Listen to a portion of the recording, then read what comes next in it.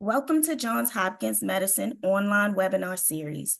Today, Johns Hopkins fertility specialist, Dr. Pardis Hosseinzadeh, will be speaking about understanding egg freezing. Before we get started, we'd like to provide some user tips so that you are comfortable using this platform. The first 30 minutes of our program will include an informative presentation by our presenter. The last 30 minutes will be dedicated to our live Q&A session. To submit a question, please type your question into the Q&A box and click send. Your questions will be seen by others watching this presentation, so please note, if you do not want your name attached to your question, please check send anonymously. We will do our best to answer all the questions we receive during the Q&A session. Alternatively, you can email us questions and feedback to hopkinsseminars@jhmi.edu. Please note this program is being recorded. At the end of the webinar, we would greatly appreciate receiving your feedback and ask that you complete our survey. A pop-up window will appear at the end of our program for you to complete the survey. And now, I would like to welcome Dr. Hosseinzadeh to begin our presentation. Hi, everyone. Thank you for joining me on this webinar today.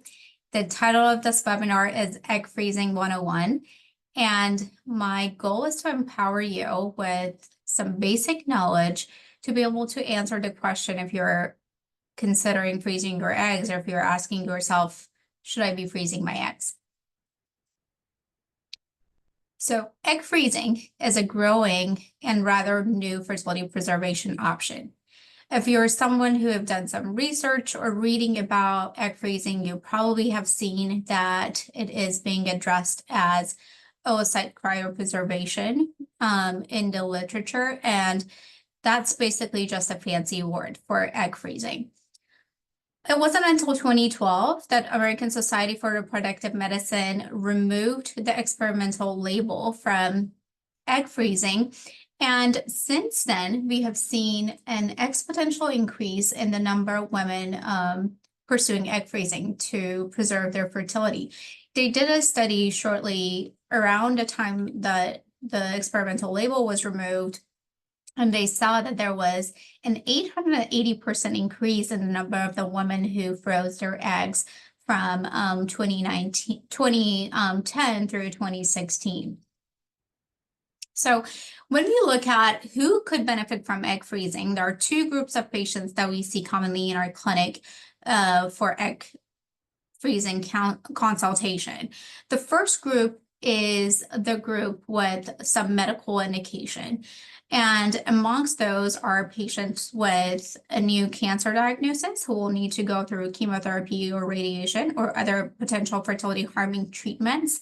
Another group would be patients with a chronic medical condition that would require chronic treatment with similar medications that could be fertility harming, such as lupus, or patients with sickle cell disease or thalassemia who will be planning to undergo bone marrow transplant. The other group would be transgender individuals prior to gender-affirming hormone treatment. And the other group will be patients with gynecologic conditions such as endometriosis, or they have a diagnosis of low egg reserve at a very young age. The second group, which will be mainly the focus of our talk today, but we'll talk a little bit about those with medical indication as well, is women with no medical indication who are choosing to pursue egg freezing for the purpose of delaying childbearing. So just a little bit about patients with new diagnosis of cancer. We know that cancer in reproductive age women accounts for nearly 10% of new cancer diagnosis in the US.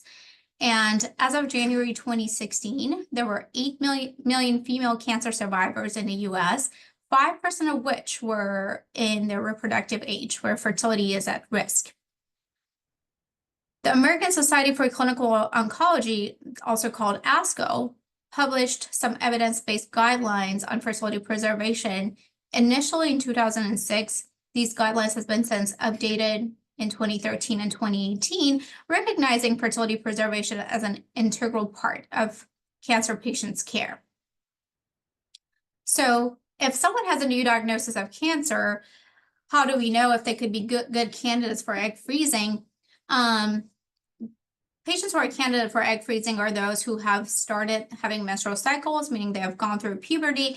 And given their diagnosis and under the discretion of the oncologist, there is room to delay medical treatment for about 2 to 4 weeks as they're going through this. Ideally, the best patient candidates are those who are 40 years or younger. However, we would consider them patients who are older on a base, individualized circumstances. Who would not be a candidate for egg freezing prior to starting fertility harming treatments in the setting of cancer? If the oncologists don't think it's appropriate to postpone treatment and they don't have 2 weeks for this process, we will talk about it. It will take about 2 weeks to complete the whole process of egg freezing, or those who have not started having their menstrual cycles. Although we can't do egg freezing in this patient population, it doesn't mean that there aren't any other option. There is another option available for these patients called ovarian tissue cryopreservation. This is something that we offer here at Johns Hopkins. The other group of patients I would like to talk about today is those who are planning on transitioning prior to receiving gender-affirming therapy. All of the individuals with ovaries should receive information on fertility preservation prior to starting gender-affirming hormone therapy. And the reason is that we don't have long-term data on the use of testosterone and its impact on reproductive potential. We definitely know that pregnancies are possible once someone has been started on testosterone and after they stop it, but it can take anywhere between 4 to 24 months, which can be pretty uncomfortable and inconvenient when someone's already started testosterone and is transitioned, and can be associated with increased gender dysphoria. So let's talk about patients who are doing it for delaying childbearing, or so-called elective or planned egg freezing. So we see more and more women who are choosing to delay building their family due to their professional or career status or partner status. They're training or going through, they are not living with a partner. They're in different states across the country. And for those reasons, they want to delay their childbearing, or that they're without a partner and are not in a situation to have kids and they just want to delay their childbearing. This option increases the chance of a woman to have their biological child of their own when they're older, and kind of provide them with a reproductive autonomy, so they don't feel like that their clock is ticking. We know that delaying pregnancy is the new normal. There is a 900% increase in women over the age of 35 who are having their first child when you compare these numbers to the 1970s. About half of the women with a college education will have their first child when they're over the age of 35. So why is this a problem? Why are we talking about this? We know that fertility decreases with increased maternal age. When you look at it here, when someone's in their early 20s, their estimated chance of pregnancy per month is somewhere around 25%, which is a lower number to begin with. But when they get to their early 30s, this number will be around 20% per month. Around the age of 35, 36, we're looking at 15% per month. And around 40, it's anywhere between 5 to 7% per month. So these numbers will drastically decrease as you get closer to the age of 40. So the majority of this decrease is due to changes in egg quality, which we'll talk about in the next slide. So as you understood from the previous slide, age is not on your side.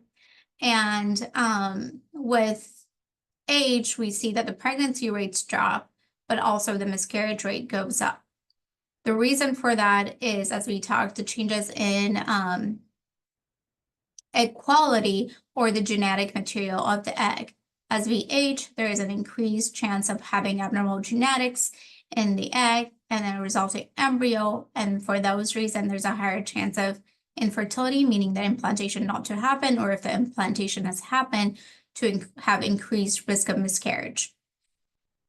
The increased chance of genetic abnormalities increase around the age of 35, but more significantly around the age of 37, 38. From the studies we have available from patients who did IVF with pre-implantation genetic testing of the embryos. The other issue with aging is decreased egg quantity. We know that egg quantity decreases with age as well. So as women, we're born with all the eggs we're ever going to have. So at birth, we have about 1 million eggs in our ovaries.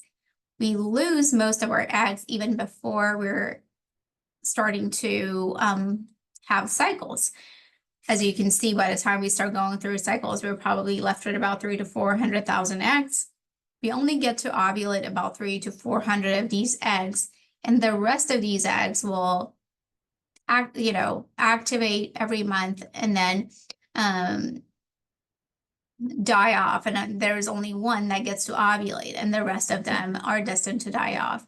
We see that this, process of losing eggs is pretty steady up until the age of 37, when we see a big drop in the egg count, and more significantly after the age of 45, and where many women experience irregular cycles due to running out of eggs. But when we talk about, decrease in egg quantity, sometimes the question comes, okay, so how many eggs I'm left with? And this is not a question that we can ever answer with any of the testing that we do. But even at the age 51, when most, the average age of menopause is, we think that women are left with about 1,000 eggs. So you'll never have 0 eggs on your ovaries. And it's always hard to quantify what number of eggs you're left with for the rest of your life. Well, we'll talk about some surrogate markers that we can check to give us an idea about what your pool is looking like. So we know now, so far we learned that the fertility decreases with age, we lose eggs with age. So a question that I commonly get is, why do I need to go ahead and freeze my eggs right now? If I'm considering getting pregnant, in the next few years, we have IVF available now, which is very successful. So can I just do IVF? I'll just do IVF, but I'm 40. So there's a very interesting study that came out in 2022, and there are so many similar studies to this confirming same results, but this is the most updated one that looked at the cost effectiveness analysis model of planned egg freezing versus IVF. In one of their models, they looked at what if someone froze their eggs at age 33 versus they haven't frozen their eggs. They come around the age of 42, 43 and wanting to get pregnant at that time with their own eggs using IVF. The study showed that the decreased cost per live birth from doing egg freezing at age 33 would be around $30,000. So if the IVF around the age of 42 or 43 would cost around $62,000 to complete, egg freezing at age 33 would be around $30,000 to do. So there's a $30,000 decrease in the cost. Additionally, what's important to us as fertility providers and our patients is the success rates or odds of live birth, which was much higher with egg freezing at age 33 at 73% compared to doing IVF at age 43.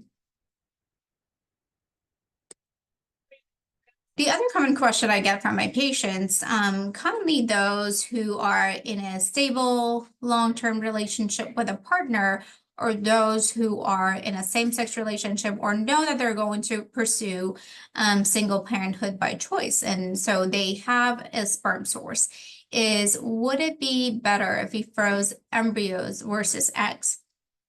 So here I'll be going through some pros and cons of each of these options. Both are great options, but I do want my patients to know what are the pros and cons to each and let them make their decision. So looking at this picture over here, this top picture on the left side is a picture of an egg.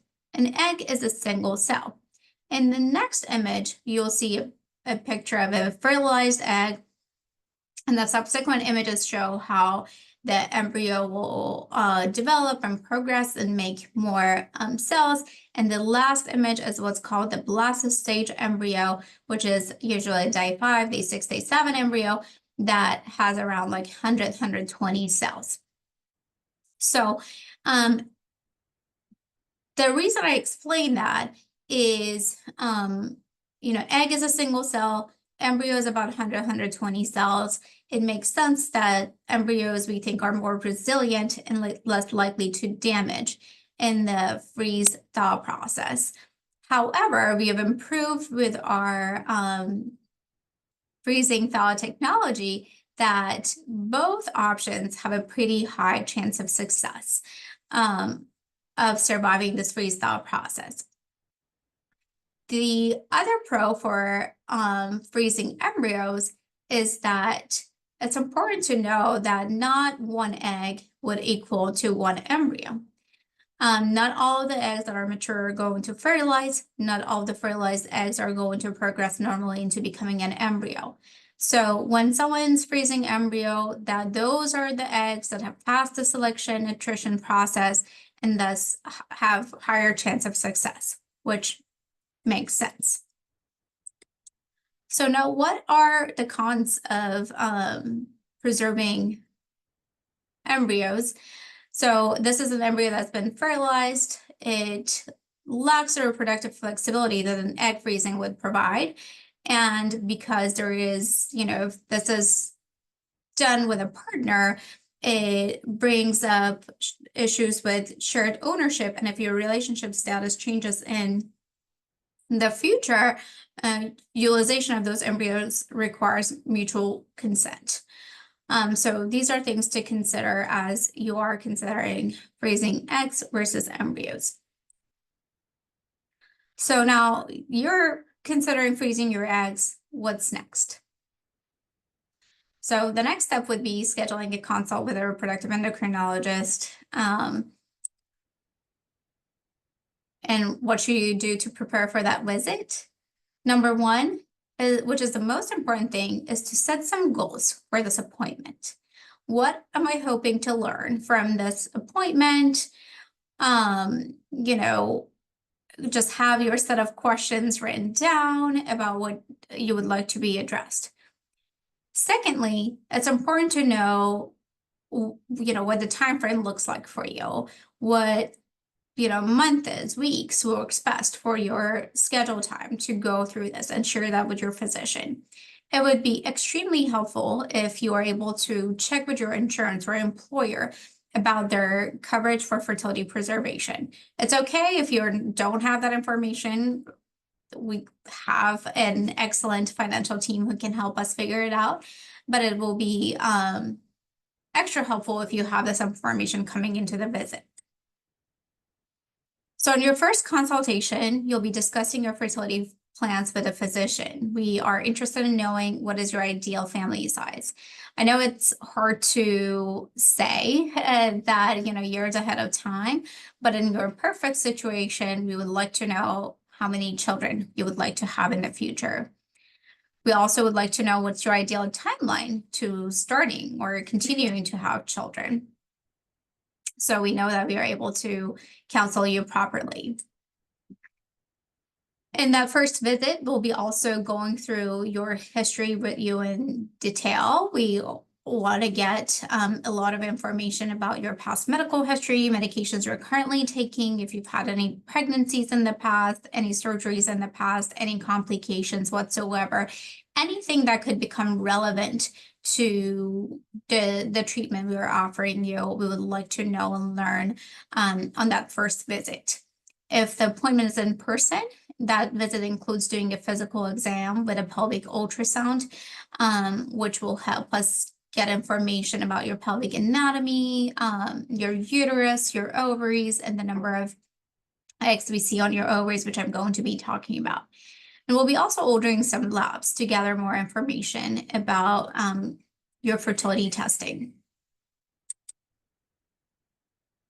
So what are the things that we're most interested in your evaluation is a hormone in your blood work called anti-Mullerian hormone or the AMH.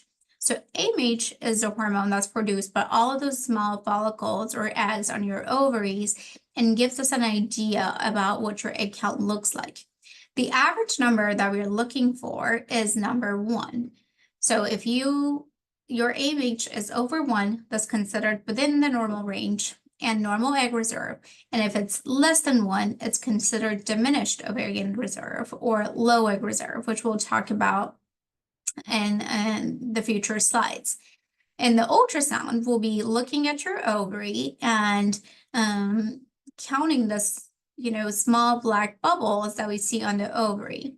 Each of these black bubbles are follicles, which basically are egg with some fluid around them. So eggs are microscopic structures, so we can't see them with naked eyes with an ultrasound.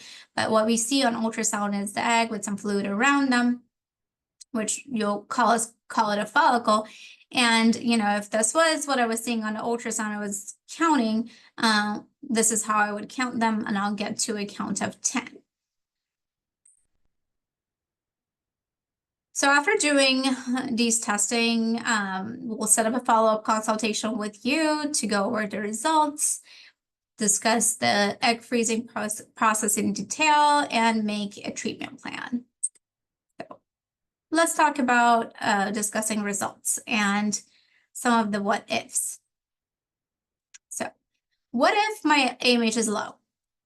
So with an AMH being low, doesn't tell us anything about your ability to get pregnant if you were to start trying right away, or any information about time to menopause. The AMH will just tell us that your egg reserve is low, and that means if you decide to go through the egg freezing process, you may get fewer eggs compared to another person with normal egg reserve but similar age. And it also helps us pick the right dose of the medications for you, because we tailor the medication dose to your egg reserve and for every single person. It's also, because we're getting less number of eggs from a cycle, you should be prepared to possibly going more than one egg freezing cycle to reach the number of the eggs that you feel comfortable for with, given the number of children you are hoping to have in the future. Which leads us to this question: how many eggs do I need? This is a question that depends on multiple factors. First and foremost, age. Why does age matter so much? Because of egg quality. The younger you are, the better the egg quality, the lower number of eggs you need to secure a good chance of having one live birth. So we typically say someone lower than the age of 35, about 10 to 15 eggs is optimal for having a reasonable chance of one live birth. But with higher age, that number is going to increase. It also depends on your ideal family size. Are you wishing to have 1, 2, 3, or more children? And lastly, what is your goal from this egg freezing cycle? Are you wanting to do the cycle to ensure at least one live birth, or you're hoping to, or you would like to keep, the option of having more than one live birth from this egg freezing cycle? What if I'm over 40? Similar to we were discussing, that just be prepared to have multiple cycles of IVF or egg freezing, because the chances are that you'll need more than one cycle to have enough eggs to give you a reasonable chance of having one live birth. Next thing we're going to talk about in your follow-up consultation is to talk about the egg freezing process. I'm going to talk to you about it next.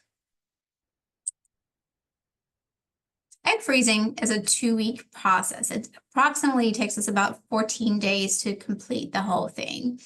It involves daily hormone injections of 2 to 3 injections, medications a day. And during this 2 weeks, we'll be monitoring you very closely, and we'll end up seeing you for an average of 4 to 6 ultrasound visits and blood work visits. So our monitoring appointments are usually scheduled between the hours of 7 o'clock in the morning and 10 a.m. So patients, as they're going through this, they can still continue to have their normal life, and you'll be coming in, getting ultrasound and blood work done, and go about your day. We'll review your ultrasound and results in the afternoon time. You'll be getting a call with your instructions later that day.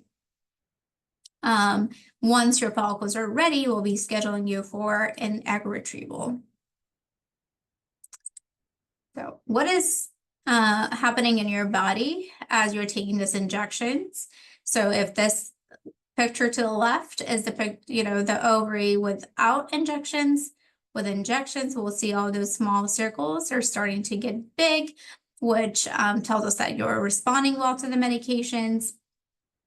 And these are growing to be, they're responding to the medications, and they're growing to be ready to be retrieved in the egg retrieval process, which is what we're going to be talking about next. So we do our egg retrievals under general anesthesia. The procedure will take about 30 minutes. There are no incisions involved.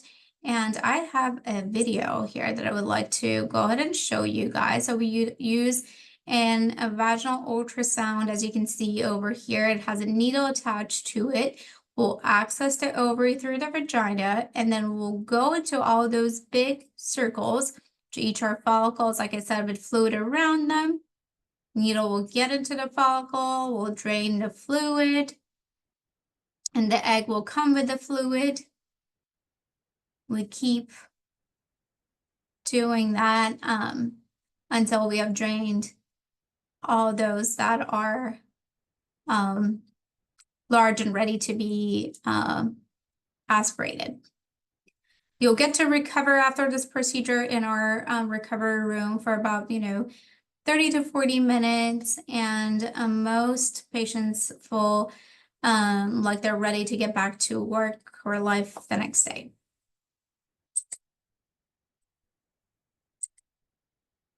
So what our embryology team will see or they'll be looking for in the fluid that they're giving them.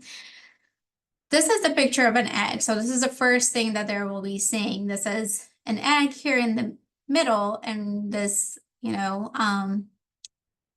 structure that you see around it is accumulation of the cells called cumulus cells, which their job is to nurture the egg and help with maturation and development of the egg. Then they will let the egg sit in a fluid to help, disperse some of these cells so they can take a closer look at the egg itself to see if it's a good mature egg versus not. And this would be the picture they'll see in a few hours. Now, based on the appearance, they'll be able to say if it's a mature egg versus not. The mature eggs are the one that will be frozen. It is important to mention that not all follicles contain an egg, and not all the retrieved eggs are going to be mature. So just to set that expectation, there's going to be a little bit of attrition from the number of the eggs that you see in your first ultrasound, the number of the eggs you see in the last ultrasound, and even from that to the number of the eggs that you'll hear that they were mature and able to be frozen.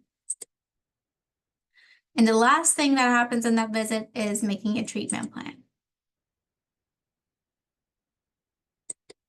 So we'll talk to you about your medications and the dosage picked for you given your special circumstances. will go through the consent forms and sign the consent forms with you.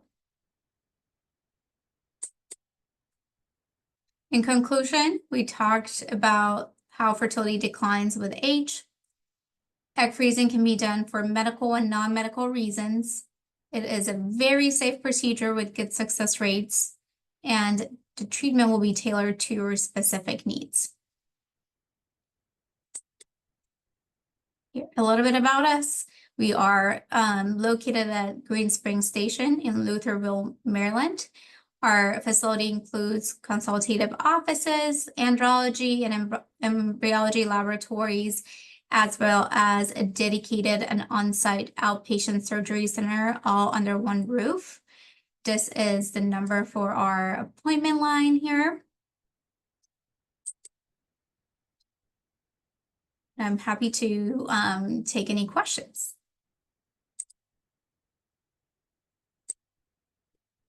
All right, question 1. If I have a family history of early menopause, should I freeze my eggs sooner?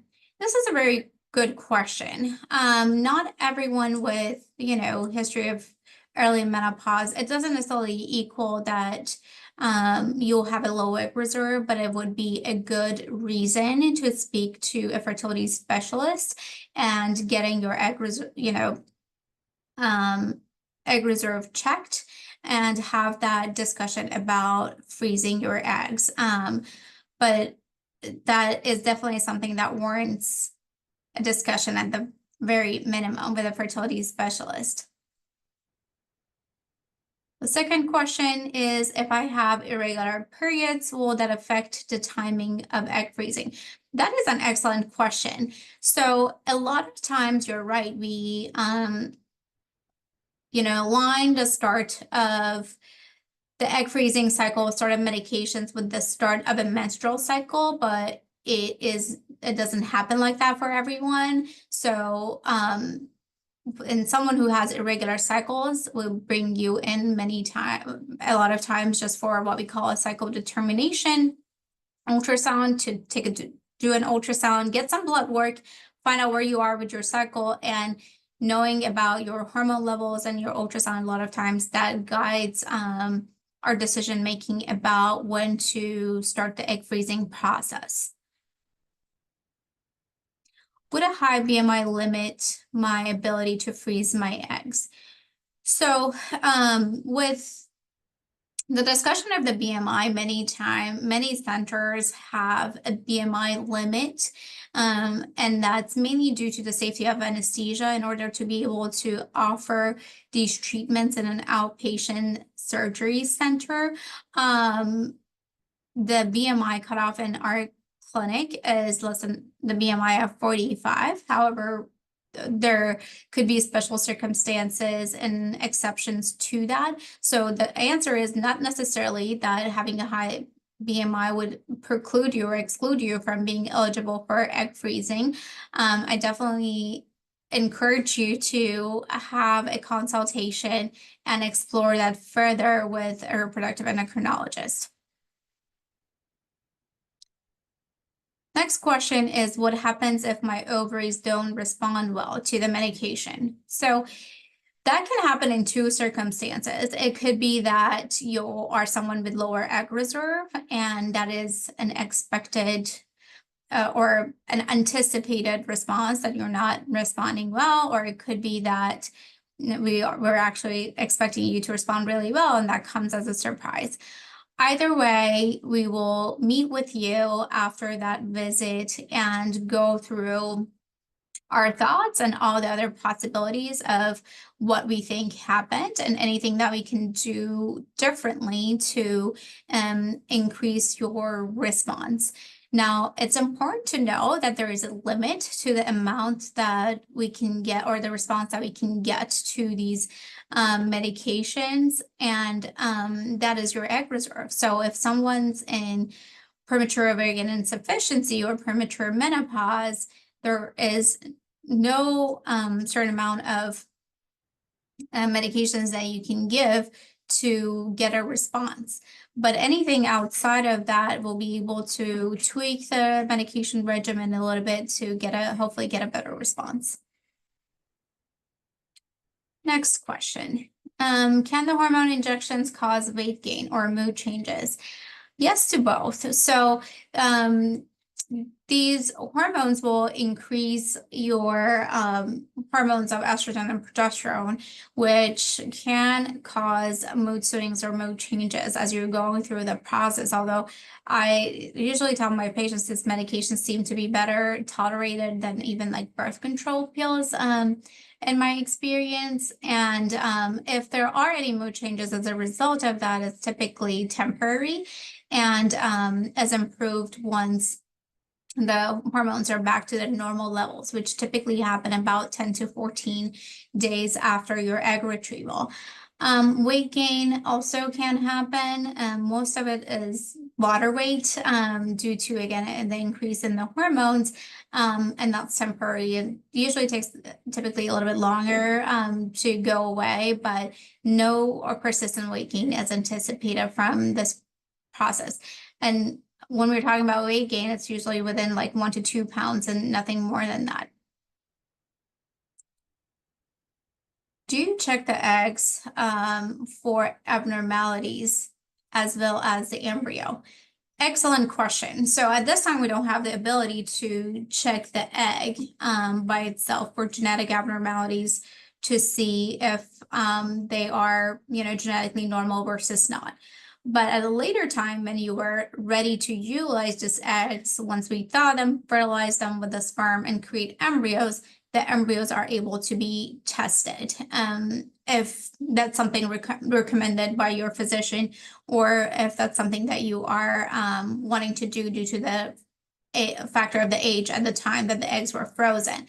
But no genetic testing or testing per se can be done on the eggs before they become embryos. Next question. What is the unfreezing survival rate of eggs compared to embryos? So that's a very good question. It is something that we don't have long-term data about, as I was talking about how this technology is rather new, and the way that we have like freezing eggs and embryos has changed from like a slow freezing process, which was the process with lower success rates, now to a vitrification process with a higher chance of success. But if the embryo survival rate is expected to be anywhere between 95% and above, I'm anticipating the egg survival rate, I usually quote my patients to be around 90% and still pretty high.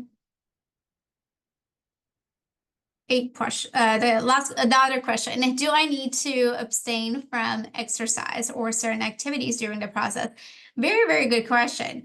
It depends on what type of exercise or activities that you're doing. I typically recommend my patients to avoid any high intensity workout midway through the process. As your ovaries are getting larger, we get worried about the increased chance of a condition called torsion of the ovaries. That means that the ovary twists on its pedicle and basically cuts off the blood supply to it, which can be an emergency condition that needs an emergency surgery. So definitely don't want that to happen. So I usually tell patients to avoid any high intensity exercise around day 5 or 6 into the medications and for about a couple of weeks after the retrieval. However, walking, low intensity exercises, lifting, totally fine through the process. So it depends on what kind of exercise we are talking about. Next question. If I freeze my eggs now and don't use them for 10 years, will they still be viable? Very, very good question. So we think that it's going to be probably it's going to be okay. We don't know if there is a timeline after which the viability of the egg will decrease. Again, this is rather new, and all the information we have about it is still, in the works to accumulate. But we certainly have had patients who have frozen eggs for 10 plus years and came back to use them with success. there was a report of, an embryo that was frozen 23 years ago and led to a live birth a couple of years ago. So definitely with the embryos, we know long-term freezing even is okay. With the eggs, we don't have that specific, data point just yet, due to how quote unquote new is the technology, but we definitely know 10 plus years is not going to affect the viability of the embryos, the eggs. Okay. Next question says, if I've had multiple miscarriages, is egg freezing still a viable option for me? Absolutely. Having multiple miscarriages would not preclude you from being able to be a candidate for egg freezing. There are multiple reasons why someone would experience multiple miscarriages, and not all of that is due to the factor of the egg. So we'll be happy to talk to you about that, do a workup for other possible causes, and discuss egg freezing option for you. I'm sorry that you've been going through this. And last question, are there any medical conditions that would not make me a good candidate for egg freezing? There aren't, so there are many medical conditions that makes us, especially those that are sensitive to the hormones that will be increased throughout the process, such as estrogen. If someone has had a history of stroke in the past, blood clotting disorders, or if they have had any like estrogen sensitive cancers, such as like breast cancers, or uterine cancers, stuff like that, makes us want to like tweak our protocol that we use. We also want to make sure that it is, if it's a medical condition that can affect anesthesiologists to and the anesthesia that they will provide for the egg retrieval, for them to be on board and like clear you. But this is a very difficult question to answer without knowing exactly what medical condition are you thinking about. But most of the medical conditions, we're able to still